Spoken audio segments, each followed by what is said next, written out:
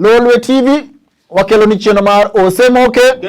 Ano moni makoyo. MC Chakakamega Spandita safu goto. Koro wuoda bandu wuod pinja dik. Yes. Achiel kachiel adwano wachako da kanouka. Kanouka weche timore magalagala to jomoko bende ketho nying jokano. No, achiel. Okaja kano. Achiel. Akonya in what jokano. In what jokano. Maybe inemekia. Achiel. Left group bwana. Achiel. Wuod kano. Ma hie gitiende. Nyocho tami gawa mar jojela kayo makare. Tubukuru riembe nien emeweyo njore adek oepo mukwanyo mana kitui. No, that was a great scheme. Iwinjo, that was a grand scheme by the state. Iwinjo. Itemo wacho ni ntieke kano pang tich mondo miriembe tich wuod kano. Because ani Uhuru miyo jo military gigi. Iwinjo. Okay, mara riyo. Commissioner 60 million eri. Commissioner Philemon Abongo. Manudong jakano. Afisa. Iwinjo, ja prison. Prison kano. Tuno mumae? Mchele kano. Iwinjo. Machiek. Jonjore adek. Yes. Nyaloa mapondi mawuoge the most protected prison in Kenya or in East Africa. How? Community maximum. Maximum. How? Kodiaga minimum. No. Kodiaga is minimum. In fact, Kodiaga is even bare minimum. Yes. How? Erika jonjore adek matuklu. That was an inside job. To gimodhi erani jaluo mameluya cha. Jalumane. Jalumane. Maika kudhika hotel. Jalumane.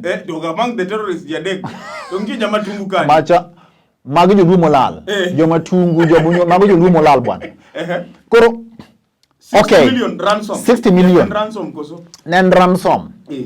Jonjore gi fofo manade ma gi wuok kamiti. Ne giluyo mane. Gi jade ko londara. Iyudo gi bungu ka gichomo boni forest. Jade gi wuok te bungu. That is the reason mawacho ni gin waloya. Iwinjo. Ne gingweyo kuma. Kare gin. Magi joturu. Gitiyo gi hiro. Magi joturu. Giwinjo tikpori wacho ni hapo sasa. Hapo ni karibu na poli. Okay. Ero. Gitimo fo marach pokone mano fop gi anyway. Yes. Isewacho ni gin waloya gin joturu. Haya. Dakuru chiu 60 million na jama nofanya jogi. 60 million. Dong jedek manogo korgi selfie. Kamogo dak numage gi energy. You have so much energy terrorist. Kamogo oringo mo angaisha. Apenji ka police sirikale mosalano ni ngata manyalo chiu no information mondo mag ji adek achiel Musharraf Abubakar machelo Diam machelo nyingi ngawa. Jadek okay oyudi. Yes. Golulo bula pesa mos. CS Dr. Fred Matiang'i e badho riko penyi wach migo ni no. Omako ji adek golu pesa 60 million. Pesa no udhene ne view sasa. Iwinjo pesa no konya yudo. Koso mana kake wacha chani jogi no pango gini mondo mi pesa ni kose gole ni pod watimo investigation wangeni to hiye mage mano yudo jogi. Bange exactly. Iwinjo but whatever happened to Wodluo iwinjo I must condemn. That is not the way to go. Kane wai guru giri kwalo pesa. Nikech eno wuon kane pokori ambe tich sechego. Uluongo press conference. No. Katurujo press conference. Amoyo jomoko kokwalo pesa ni madongo. Iwinjo gol gi office kamano. Are you confirming ni no kwalo? Are you confirming ni okay, iwacho ni ya. Yes. Nitiere ka jogi ni no golo 100 million mondo mi negibed. Yes. How from where? Iwinjo to gimangeyo ni Luos don't get arrested. They are escorted home. From office. Osemoke. Ano moni makoyo. MC Chakakamega Spandita safu goto. One season mar jo siasa dar ko wuoke hunje chiel mar ruoka dhia machielo. Yes. Wan ka kod yawuoyi adek gi gimluongo ni Mount Kenya Foundation. Right. Wan ka kod His Excellency Owadu. His Excellency Wycliffe Musala Mudavadi wuod Mudamba. Yes. Wan ka kod migosi Senator Wycliffe Moses Masika Wetangula. Wan ka kod Wetangula. Wachane kama. Okay, Wetangula. The Bukusu dialect. It's not Wetangula. Wetangula. Wan gimonge unge rectangular. Angular. Iwinjo. Andango. It's called Wetangula. Bas. Okay, mano. The wiper leader. Yes. Stephen Kalonzo Musyoka. Mengi amesema sitasema mengi. Okay. Kiki wuko marach ni sani wasere. Sani wasere wadwa no bikoni. Koro uomos. The people en ge kura. No. Kingiyo counties adek mama Kweni Kitui gi Machakos. Yes. Ene rwadwa kono. Ang'o momiyo osebedo kolengo baba dhi Ukambani. Ineno. Siasa nyaka ibed ng'ama lengo. Nikech ing'eni backyard ne nitiere joma dhire motingo Senator Mutula Kilonzo Junior ni kiweyo gini to waringo weyi kivudha kibwana gini akivudha kibwana gisechwanyre magiseweye laktar Mutula ke laktar Alfred Mutua ne gisela loch makon magisewere mama Ngilu bende ochung kar kende chiwo maber nyako we koro concern Kalonzo onge clout kiko wuondre bwana ne giromo gi winja to by election iyombi mano mago mawik matendo konyo baba sani wa focus gi konyo baba koro ne giromo gi mama Martha Karua longo ni Martha Wangare Karua ochokwange dongo wange tino man wange tino dongo jaber ochoko apeny eye of the beholder emanyiso no chokwange dongo kunyalo umu mana gangolo matin twanene ka kuwuyo nyo giromo ango manyo gitime twak gi discuss gi speaker Justin Muturi confused element apenji confused ha macha punda bwana iwijo farase na di farase na chiel maen baba modongo punda te kori nyalo wacho ni Dr. William Samoei Kipchirchir Arap Ruto si farasi macha ok faras bwana macha zebra bwana mane ruadwa mong'eyo zebra we must protect him iwinjo he has every right the only kanyoro ene mano chair romo maduong' kabisa mano kelo nyaka governor mar 042 how was the turnout apenyi turnout was very good no out of the 47 talked very well adima no chopo out of 47 sabotage iwinjo this is the way to go sabotage president okinyal kata marshal governors 15 Martha Karua Justin Muturi ginyangila dek mag oka kwano magi go sani ni gi chuogri ruok mara dek motegno iluongo ni the third force intention mar gi anango barokura kethone Raila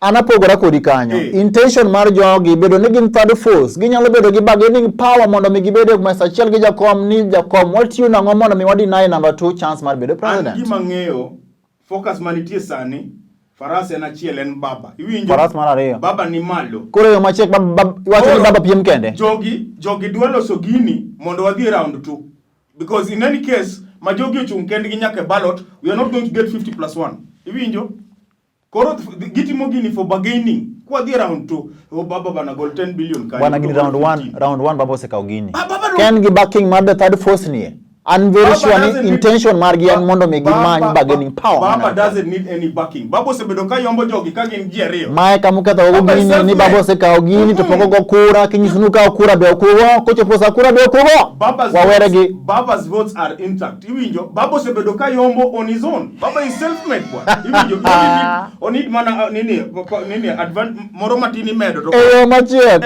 kawa dhi mbele warwako any alliances milos with the intention mar bedo gi galvanized support for farisi ariyo ok faras achiel jogi dwa ketho they want to mint money ka jogi say correct money is not a problem is money a problem let them support baba now or Ruto let them correct mane gima gitimo sani they want to galvanize their support mondo gibedo third force maka gibiro ni baba ni baba wan waikore support ang'o miketo nwa mesa marango gin gibiro gango baba nose chako ng'wech iwinjo baba osebedo katimo familiarization tour gin po name kata presidential aspirant Osemoke kendoliel anemoni makoyo MC Kakamega Spalito Sambuto joseme waselungu nyingu didi it's a sub county same sub county mano tur gi governor 02 professor Mawuon Lupita Peter oketho nying seme sub county seme unyingu ni news juma ka juma ndalo ka ndalo for the right reason nyoro ka for the wrong reason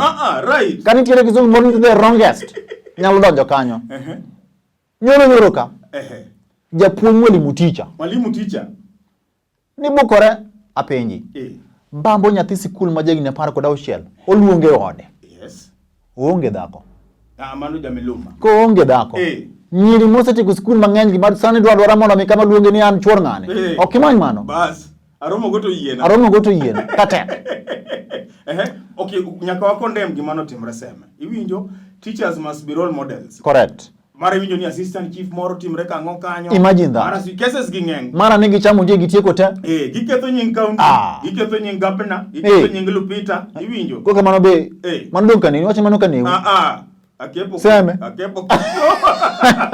omiyo timegi to nyaka wa condemn kabisa anywhere ntie miyo moro be mano maki ko nini owuondo nyathi ma kijana ja class 8 mana seme ka kanye kaluoka kanye dong gino timre muroni ka mama jakoro keta kijana birwaya staff room in bedroom go you come to the staff room no Osemoke kendo liel anomoni makoyo MC Kakamega Spandito safu goto miso wan gi moshimiwa miluongo ni Richard Onyonka. Yes, mano ngat Buddha. Richard Onyonka Japod Kenya sani ngat baba mangita gidel gin ji adi Areyos gi moshimiwa mada goretia go Simba Arati Kisi coming soon bas mano Simba ya wariyogo Kisi governor ayie kodgi mano governor gi jalupne kidwaro jomosebedo ka puoyo baba kendo gone baba piny to kwaka ya wariyogo Richard Onyonka MP ma MP ma nyari bari chache koso kitu chache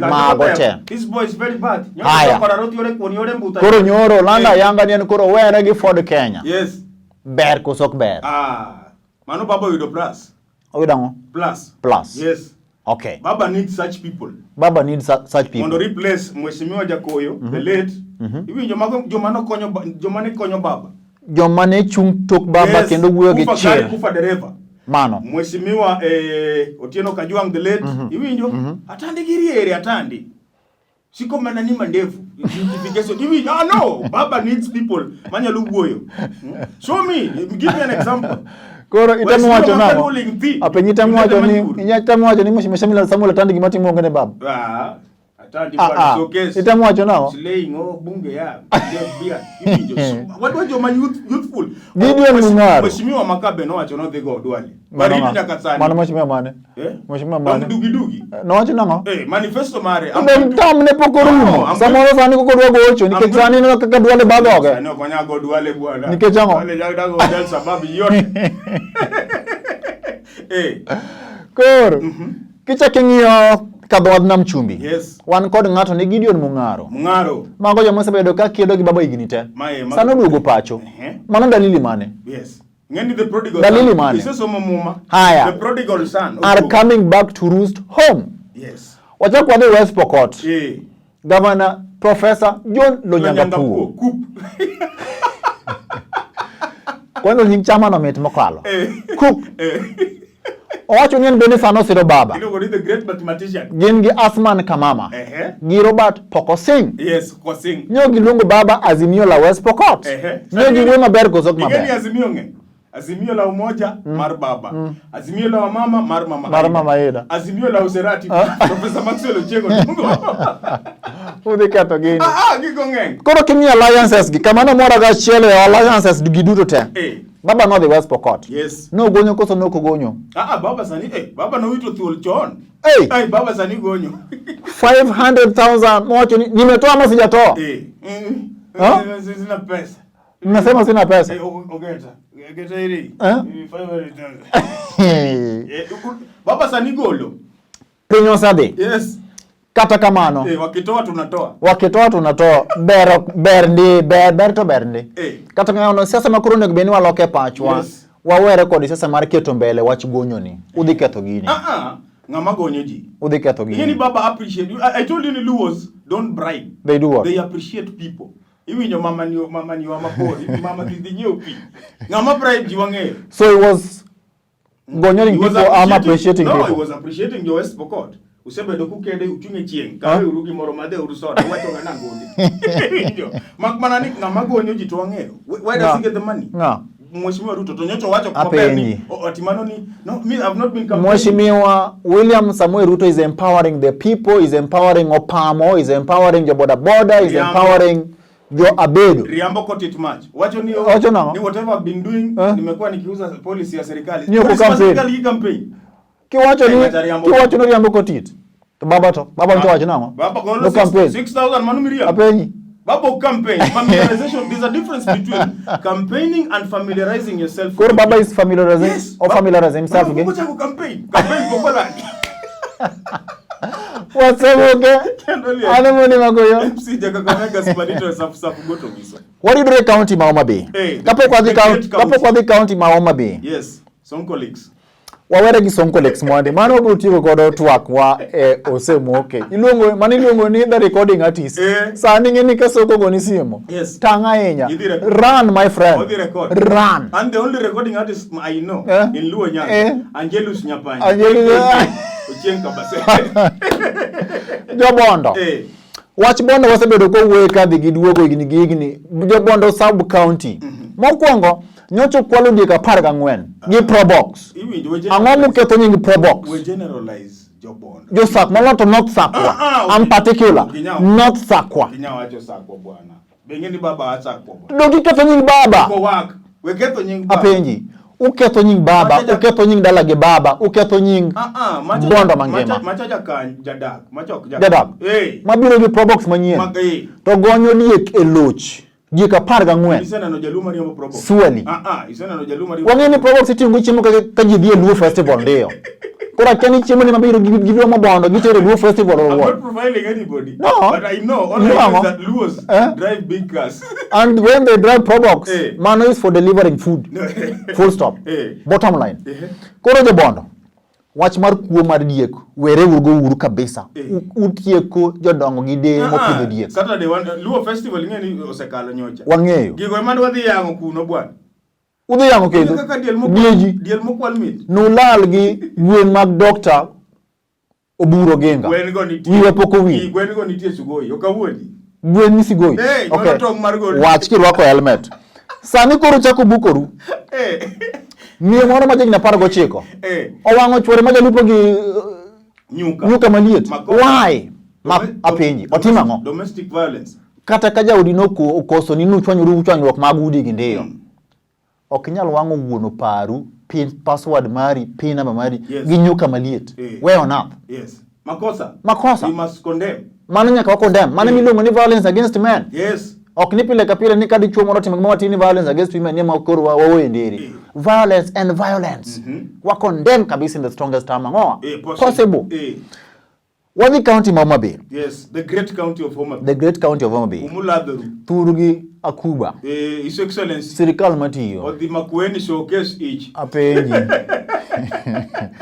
Koro. You showcase how? No. Waburo Makueni. Prospects of devotion. We poko wili gi Siaya. We poko wili gi Kisumu County. Siaya the showcase roundabout.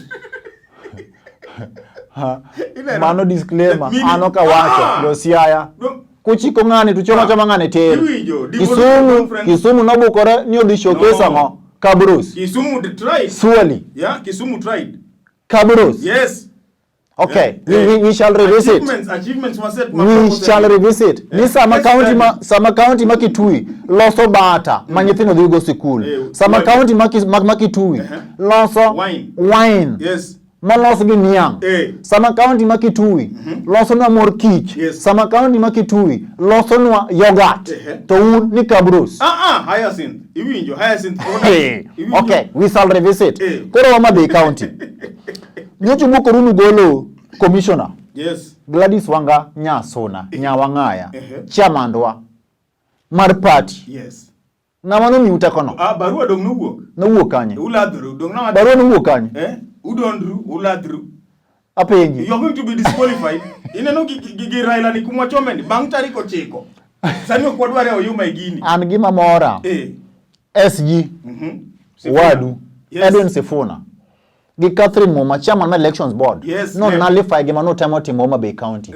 Okunyal kuodo wi chairman wa mar party Homa Bay County mangema nikech koro en front runner mar governorship position udwanu first state. Who came with the letter? She remains the chairman of the party. Who came with the letter? Mheshimiwa Peter Opondo Kaluma. Yes. Ritari matin monde time ni biro.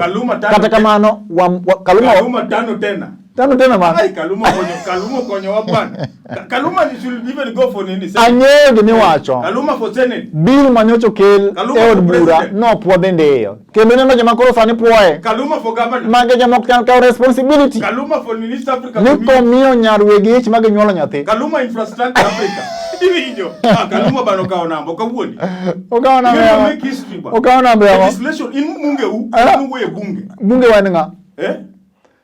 You should respect my MP. No. Dr. Eve Akinyi Obara Nyarai. Yes. Mano luongo ni nyamin nga. Dinyo wadgi. Okabi wachoni. miyo ma wiye ler tiyo nyaka apenj tiyo nyaka we. Iwinjo gima dhi paro go Kaluma. In fact ok odhi pare. Wadwa ni wating'e malo. Nikech nyicho wacho nang'o? Ni sani kwa nyuol kodi to kin chiega. Yes. Washiango responsibility 50-50. Adwa ni wang'is jopiny owinji. Hamsini.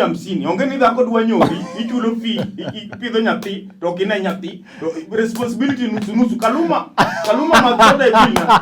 Iwinjo? Ang'e gima miyo wuode bando. No. Omako kes ni malich kama. Iwinjo En a victim. Kaluma konyo jomachuo. Okonyo jomachuo. Men have been suffering. Men have been suffering in silence. Kaluma opita pondo Kaluma tano tena. Pito pondo Kaluma. Babo nego miss a special sana nego. Osemoke. Kendo lie. Anemoni wako yo. MC Jakakamega Spandita Sabgoto. Kaluma tano tena. Sonko leaks. Yes. Ilongo ni recording artist. In fact, Governor Sonko. Mike Mbuvi. Iketo career mag ji mang'eny. Kata ka en chulo kuor in this life. Yes. Nitiere chulo kuor maber berie. Achiel. Merin kata. Yes. Video. Ing'ama mama. Ing'ama nigi nyithindo. Ing'ama nigi dichuo. Yes. Ing'ama nigi min gi. Ing'ama nigi wuon gi. Ing'ama nigi dau. Ing'ama nigi nyikware. Ikuodo wi mine. How now? Apenji. Inyalo go video call gi governor. Yes. Bi winjori adier gik mane wacho. Iwinjo. Ni bukri ichaki gola ng'o? Nyonyo. Itang'o ne governor. Ma governor wacho nang'o? Governor no wacho nang'o? Iluongo nang'o? Jimongo. Mama iwinjo. Mama ja was over excited. About what? Nini chiam nyithindo. Kura penji. Okay. Governor en nyathi. Adwa timo ni dong en nyathi. Dong ibe nyathi maduong'. Kiaka. Governor ni kwanyesi. Iwinjo. Internet, the use of social media. Kwanza kiki trust governor. Maloto Sonko. Mara Rio. Mike Mbuvi. Mara Rio. Those are the caliber of leaders moyiero to wayuak. Jogi chalre dhi giduogo. Oriembo chitembo tich. Chitembo ngene dhi riembe tich. Muchelulo dhi riembe tich. Yes. Muchelulo. Cecil Milo ketho nyinge. Pasaris bende wacho ni. Pasaris bende en gi video ne. DCI tafadhali zuia hizo video zisitoke. Now. It's the best. In whose hands are we safe? Baba pok no recording hapo. Ukawoni? Baba pok no recording hapo. No. Baba has never recorded anybody. Koro. Okay. Yes. Baba pok no record anybody. Atuli pok no record anybody. So one safe Baba. Lolwe Baba. Atuli gi Professor Peter Nyang'nyo. Pok no recording hato. No. But Dr. Miguna must come back home. Yes. By Thorn. We must accept ni father-in-law nyaka duogi. Iluongo ni wuod Magina. Nyigi nyiri malongo. Okethang'o. Karakano okethang'o. Kano nyalo golo breed manoma. Noma. Kano nigi breed. Noma. Ema wuod. Aneno nyiri mawacho ni bwana afadhali uhuru tafadhali. Sisi tunaomba utuachie huyu mtu arudi. Imagine ni inyuomo nyar Dr. Miguna. Imagine that. Iwuoda bandu inyuomo nyar Miguna. Nyar maduong' majaber ta. Itero dhok. Kodi itero dhok. Ochako ni nang'o? Kae itero dhok moko ma yugi otuch. Ochako ni nang'o? You never went to school. Where were you when I was in Harvard? My daughter. Where did you find this useless, idiotic imbecile? This idiotic imbecile. I have a fool. Yeah. Miguna has a right kaka jakanya mora duogo pacho. Yes. Kata kamano. Dr. Miguna wuod Nyando. Kungdhogi wuod ma. Yes, but Kungdhogi wuod Luo. Jo Kenya be must respect court orders. Ka baba ginino kedo ne katiba manyien. You must respect court orders. Ineno. Let Miguna come back omiwa nyiri wanyuom. Ineno.